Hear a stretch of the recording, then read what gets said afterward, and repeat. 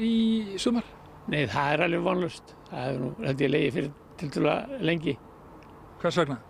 Já, fyrsta leið þá hefur þessi kona sem þarna matvælaráðherra legið undir feld eins og hún segir sjálf og að ráðtöku hvað hún ætlar að gera og það getur verið engin kvóti eða eitthvað og við hefum ekkert getað undirbúið okkur nokkuð skapaðan hlut og ef hún heldur það virkilega að þú getur sett í gang svona starfsemi með dagsfyrirvara þá er hún á okkur annarri plánetu heldur en flestir Íslendingar.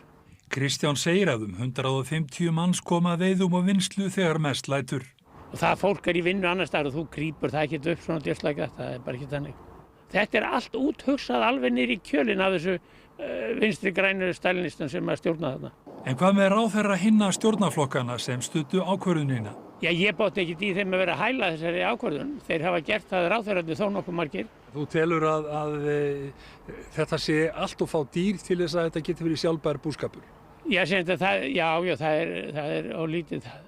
Hitt svona gengur, en þegar þú skerrir þetta niður sko, það er 40%, þá er það helvítið mikið og þetta allt eftir bókinni, þeir eru búin að kortleggja þetta alveg niður í kjölinn, þetta vinstri græna lið. Þannig að þú beinir spjótið þínum aðalega gegn þeim?